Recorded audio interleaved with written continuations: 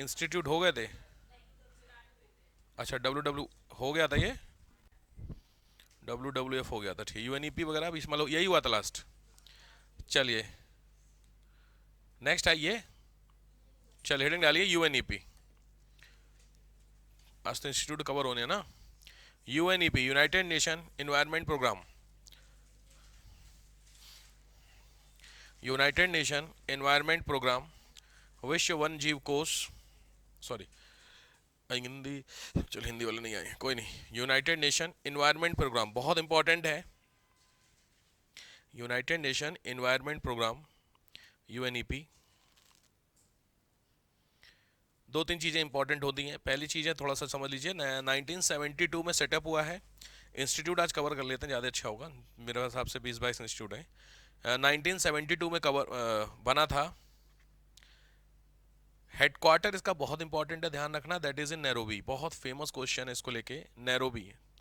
पता होगा आप लोगों को नैरोबी, केन्या, ठीक है। UPPCS 2010, 2012, UPSC 2014, ये 3 बार का क्वेश्चन है, ठीक है। हेडक्वार्टर नैरोबी, क्योंकि नैरोबी थोड़ा सा आप कह सकते हैं कि अंडर डेवलप है या गरीब देश है केन्या, तो वहाँ के हिसाब से UNEP का वहाँ होना थोड़ा सा इंपॉर्टेंट बन जाता है। अच्छा, ध्यान रखना UNEP के बारे में दो तीन चीज़ें। नंबर एक, इट अनाउंस्ड ग्लोबल 500 पुरुष award. It announces global 500 award, ये हर साल ग्लोबल 500 अवार्ड देता है UNEP। ग्लोबल 500 बेसिकली दुनिया भर की 500 ऐसी कंपनियां जो इन्वायरमेंट के कंसर्न के हिसाब से अपने आप को चेंज करती हैं, ठीक है। सिंपली ग्रीन टेक्नोलॉजी को यूज़ करते, तो उसके हिसाब से हर 500 कंपनी को पूरी दुनिया भर को क्या देता है, अवार्ड देता है UNEP। दूसरा, UNEP का जो प्रोग्राम है, इसी ने मैंने आपको शायद आपको वो बताया था, कार्बन क्रेडिट, याद आ रहा कुछ, वो कॉन्सेप्ट इसी का है। तो लिखो, it give the concept of, it gave the concept of carbon credit. Carbon credit का कॉन्सेप्ट इसने दिया है। मे बी शायद फुटप्रिंट भी शायद कुछ बात हुई थी, कार्बन फुटप्रिंट, हाँ वो भी नहीं कही है UNEP का। तो काफ़ी इंपॉर्टेंट एजेंसीज हो जाती है इस पॉइंट ऑफ व्यू से, ठीक है। चलो नेक्स्ट एजेंसी आ जाओ, WCED। WCED फुल फॉर्म जरूर लिखिएगा, world commission on environment and development. WCED, world commission on environment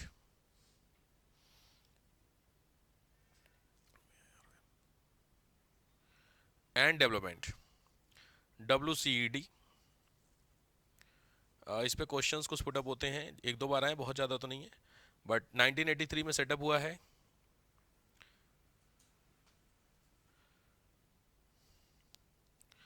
लिखिएगा, to recheck the to recheck the development and environmental concern या environmental issues, recheck the development and environmental issues and draft for their use, and draft for their use, use करने के लिए draft करना, ये काम इसका WCED का है। ये सीधे सीधे जो वर्क मैं आपको दे रहा हूँ, ये सारे वर्क आपके प्रीलिम्स में डायरेक्ट आते हैं कि मेन वर्क क्या है, ठीक है। मतलब पहली चीज़ है रीचेक करना, रीचेक के बाद अगर प्लान में कोई चेंजमेंट करना है तो चेंजमेंट करके उसको ड्राफ्ट करके यूज के लायक बनाना, ठीक है। नेक्स्ट आइए, ये है आपका मेन IPCC। IPCC बहुत इंपॉर्टेंट होता है। IPCC की जो इमेज आप देख रहे हैं, पहले तो फुल फॉर्म लिख लीजिए, inter governmental panel on climate change, बहुत इंपॉर्टेंट है। IPCC, inter governmental panel on climate change, ये एक पैनल होता है, क्लाइमेट चेंज को लेकर के एक पैनल है, ठीक है। अब लॉजिक बात है, पैनल होता है इंटर गवर्नमेंटल, इसका मतलब होता है बहुत सारी गवर्नमेंट आपस में होंगी, कनेक्ट होंगी। तो पहली चीज़ तो ध्यान रखना, बहुत ज़्यादा ये डिस्प्यूटेड क्वेश्चन है कि ये सेटअप कब हुआ था, ठीक है। तो ऑफिशियली जो सेटअप है 88 में है, ठीक है। तो ध्यान से लिखिए, 88 में सेटअप हुआ है, 1988 में सेटअप हुआ है।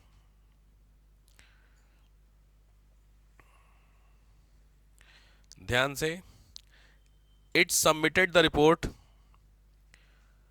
It submitted the report to UNFCCC, capital में, it submitted the report to UNFCCC, UNFCCC triple C को ये रिपोर्ट सबमिट करता है। बहुत इंपॉर्टेंट इंस्टीट्यूट है यूएनएफ ट्रिपल सी, इसको सेटअप करता है, इंस्टीट्यूट को देता है। आगे बढ़ोगे, यूएनएफ ट्रिपल सी उसको करता है। अच्छा, आईपीसी के बारे में सामने एक और इमेज में आप देख रहे होंगे नीचे, ये आईपीसी का स्ट्रक्चर दिया हुआ है, ठीक है।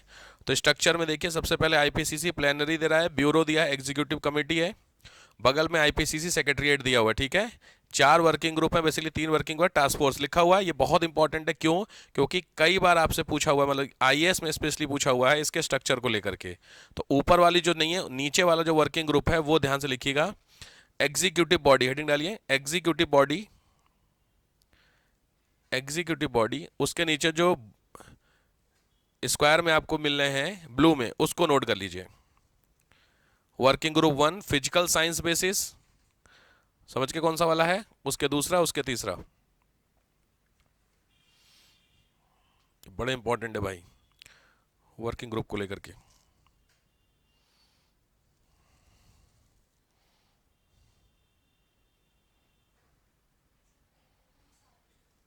चारों चारों, पहला working group first physical science basis, working group second impact adaptation and vulnerability,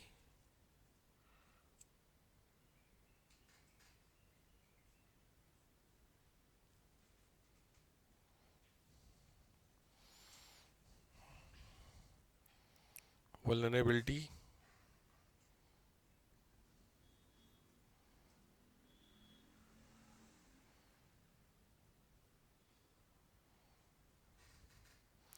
बहुत ध्यान से नोट करना, क्योंकि वर्किंग ग्रुप तीसरे का पूछा हुआ है कई बार।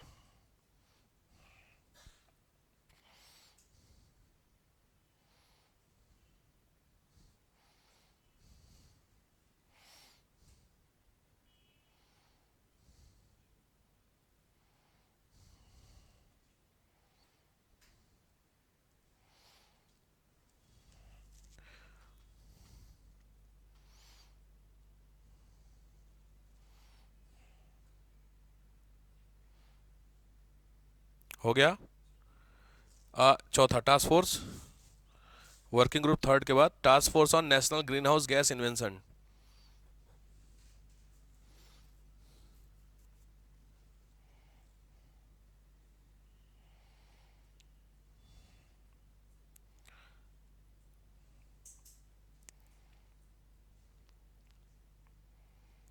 हो गया।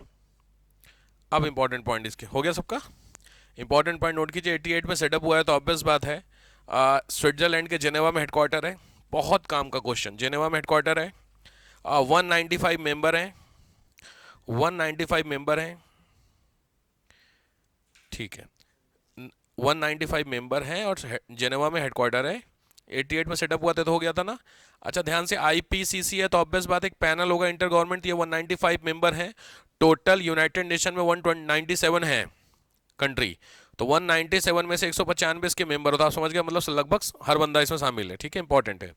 अब क्या होता है तो लिखिएगा, एरिया, किस एरिया को कवर करता है आईपीसीसी। तो नंबर 1, नाम ही पता चल रहा है, देखो लिखा हुआ ऑन क्लाइमेट चेंज, पता है, तो पहला हो गया climate change, first climate change, second impact of social economic and natural, social economic and natural impact क्या होंगे। नेक्स्ट, लोगों के ऊपर सोशल इम्पैक्ट, इकोनॉमिक और इन्वायरमेंटल इम्पैक्ट क्या होगा, इसको एस्टिमेट करता है, एक आकलन करता है। Next, provide alternates, next point इसी में ही, प्रोवाइड्स अल्टरनेट, कुछ विकल्प उसको भी देता है।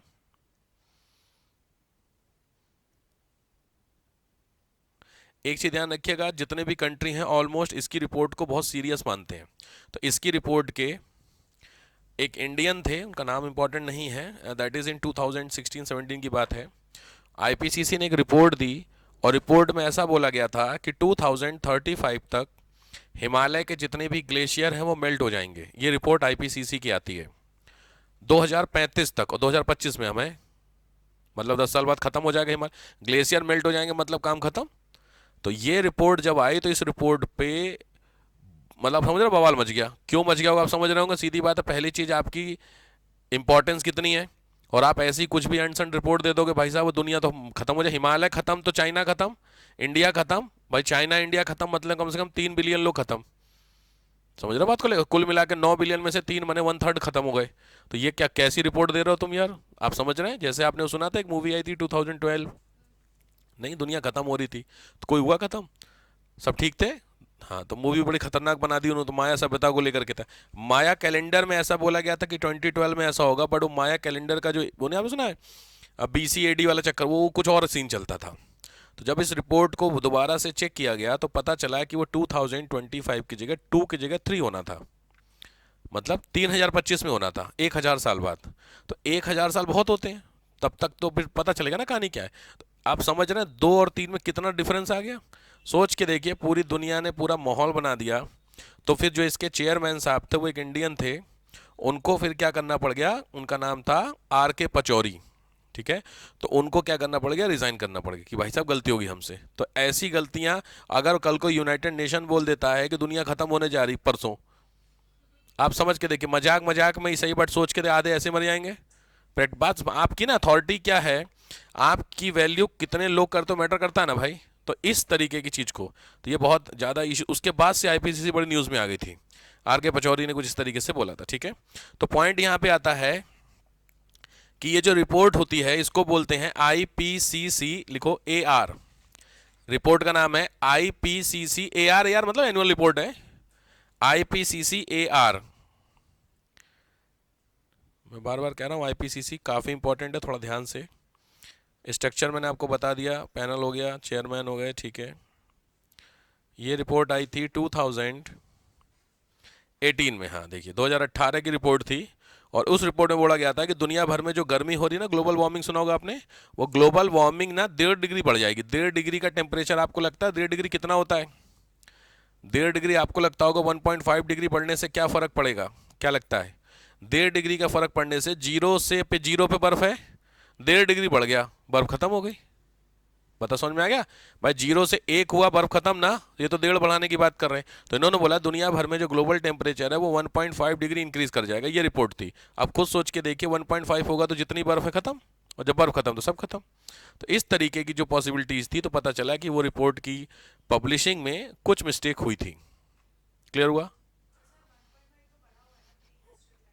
प्री इंडस्ट्रियल टाइम से तो काफी बढ़ा हुआ, 3.2 तक बढ़ा हुआ आपका। तब ग्लेशियर्स पे उतना इंपैक्ट नहीं, क्योंकि देखो बहुत सारे लोगों ने ग्रीन टेक्नोलॉजी ले आए हैं। तो देखो अभी रियो समिट वगैरह पढ़ोगे तो उसमें मैं बता दूंगा, रूल के हिसाब से 1990 का जो स्टैंडर्ड है उस स्टैंडर्ड पे हमें ले आना है गर्मी। तो अभी हम लोग लगभग लगभग 98 97 तक पहुंचे हुए हैं। अमेरिका बाहर हो गया, अभी जैसे ट्रंप बने तो ट्रंप बनते ही और अमेरिका बाहर हो गया रियो समिट से। अगर अमेरिका बाहर नहीं होता तो हम लोग टेम्परेचर को कम कर देते। अभी मोदी जी आपने देखा होगा यात्राओं पर हैं, आज कहाँ पहुंचे हैं? फ्रांस पहुंचे हुए हैं राइट नाउ। फिर कहाँ जाएंगे? US जाएंगे, उनकी विजिट है। क्यों गए हैं? कुछ पीछे AI की समिट हो रही ग्लोबल, उसमें पहले से पार्टिसिपेशन है। और दूसरी चीज़ है, थोड़ी बहुत जो नाराजगी चल रही है इंडिया के साथ ट्रम्प साहब की, वो थोड़ी दूर होनी है, जरूरी भी है। क्योंकि देखा होगा आपने, अभी फिर लिस्ट आ गई है, 37,000 के आसपास की लिस्ट आ गई कि उनको भी, इंडियंस उनको बाहर निकाला जाएगा। तो वहाँ पे भर भर के रखे हुए हैं सब, फ्री में पहुंचे हुए नहीं, वो थोड़ा बना करके अब सबको बाहर। अब कल UK का भी आ गया कि ब्रिटेन में भी ये चेकिंग शुरू है। तो लोग इंडिया में कह रहे हैं, इसको देखा जाए तो कुछ गलत नहीं है भाई मेरे को। हाँ, इंडिया में नहीं, इंडिया में तो देखो लोग कह रहे हैं कि शुरू करो, हो जाए तो बहुत अच्छा है भाई। जरूरी बात देखो, अगर सीधी बात देखो, इसमें मैं इस सेंस में गलत आपको नहीं कभी भी लगना चाहिए कि यार ये इंडियंस के साथ गलत हो रहा है, बात गलत नहीं है। आप चीटिंग करके गए हैं, तो अगर चीटिंग करके कहीं पे रह रहे हैं तो जब तक रह रहे हैं तब तक ठीक है। अगर वहां पे चेक किया गया और आपको बाहर निकाला तो बुरा नहीं मानना चाहिए आपको, ये रियलिटी है। अब इसमें चाहे इंडियन हो, चाहे पाकिस्तानी हो, चाहे अमेरिकन कोई हो, अगर चीट, जैसे भाई सीधी बात है, आखिर अब सेम यही सेम इस सिचुएशन को समझिए, रोहिंग्या को, बांग्लादेशी जो मुस्लिम्स हैं जो इंडिया में रह रहे हैं उनको निकालने UCC ला रहे हैं, उसको लेकर के तो आप सपोर्ट कर रहे हैं।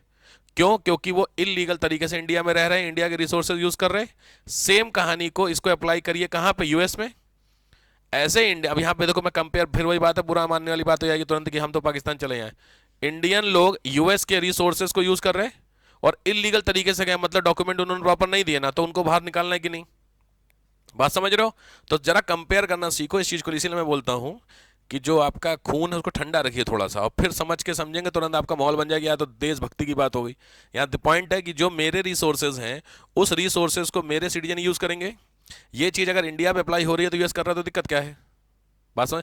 हमें ये पता चला कि इंडियन डिपोर्ट हुए, हो सकता है यूएसए ने 10-15 देशों की और डिपोर्ट किया हो, हमें क्या पता कहानी क्या है।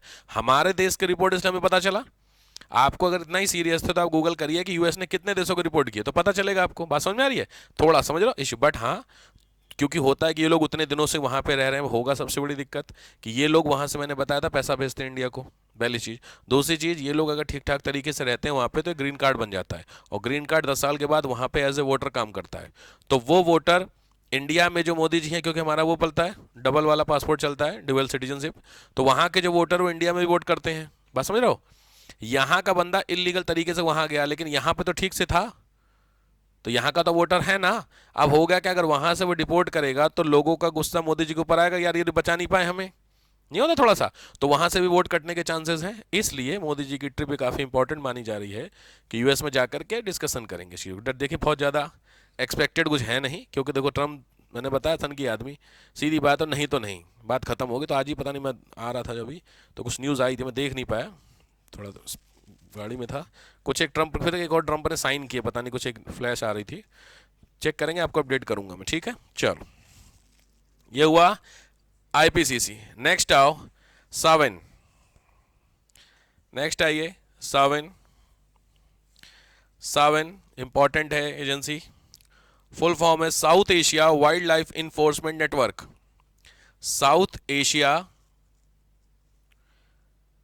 वाइल्ड लाइफ इन्फोर्समेंट नेटवर्क, सावन।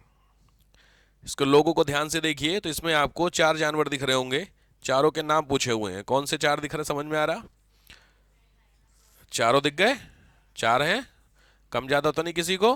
नोट कर लीजिए, चारों पूछे हुए हैं कई बार।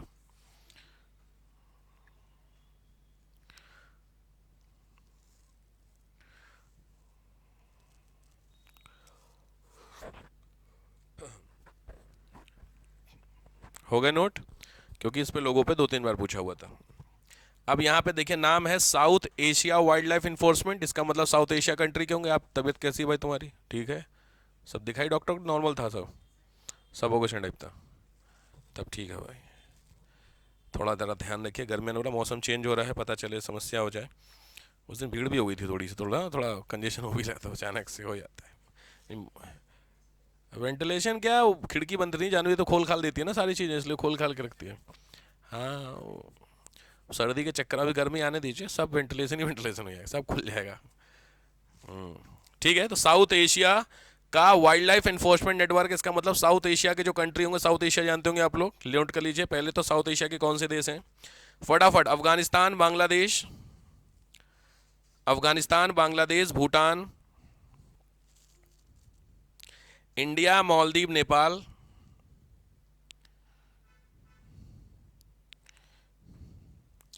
India, Maldives, Nepal, Pakistan and Sri Lanka. Afghanistan, Bangladesh, Bhutan, India, Maldives, Nepal, Pakistan and Sri Lanka, 8 होंगे। ये 8 लोगों से मिल करके आपका बना हुआ है एक नाम है इन्फोर्समेंट नेटवर्क है। ध्यान रखिए, जब भी इन्फोर्समेंट वर्ड आ जाता है तो ये हल्का सा फोर्स वर्ड इसमें से इंक्लूड हो रहा है। तो फोर्स का मतलब होता है जबरदस्ती। तो एक ऐसा नेटवर्क है जो किससे रिलेट हो रहा है? वाइल्ड लाइफ से रिलेटेड होता है। और कैसा है? इन्फोर्समेंट है। तो इसका सिंपली तरीके से लिखिए, legalise the law related to the legalise the law related to the wild life. Wild life से रिलेटेड जो कानून है उससे संबंधित चीजों को लीगलाइज करता है।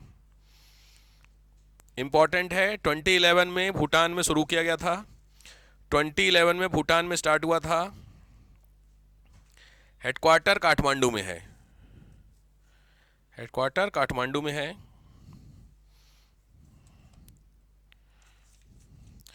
2016 में भारत शामिल हुआ है। 2016 में शामिल हुआ है।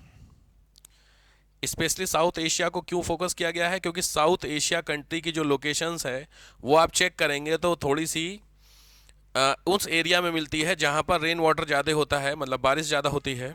बारिश ज़्यादा होगी तो ऑब्वियस बात है वहाँ पे बायोडाइवर्सिटी ज़्यादा होगी, और बायोडाइवर्सिटी किसी भी इलाके में ज़्यादा होगी तो एक क्राइम होने के बहुत ज़्यादा चांसेस हैं, जिसको बोलते हैं पोचिंग होंगे। तो पोचिंग से कुछ होगा, स्मगलिंग, भाई पोचिंग की इसीलिए। तो इन दोनों को रोकने के लिए लॉ चाहिए, और लॉ, समस्या यह है कि हर देश के अपने अपने कुछ लॉ होते होंगे। दिक्कत यह है कि मेरे कंट्री के जो लॉ हैं वो हो सकता है सामने वाले पे उस तरीके से इंप्लीमेंट ना हो। तो इन सभी को कॉमन करना, उसके लिए प्लेटफॉर्म चाहिए, वो प्लेटफॉर्म का नाम आपके सामने है। ठीक हो गया। तो सभी देश से रिलेटेड जो भी आपके लॉ हैं which is related to biodiversity, उसको यूनिटिफाई करने के लिए इस तरीके की एजेंसी बनाई गई है। ठीक हो गई बात। चलो नेक्स्ट आओ, ये हो गई इंपॉर्टेंट एजेंसी ITTO।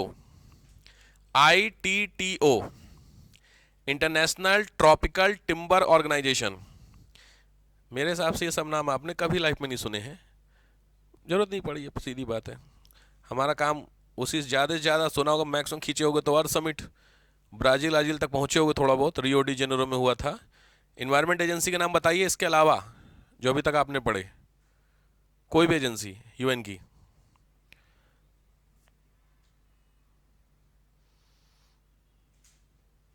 कोई बात नहीं। कौन सी?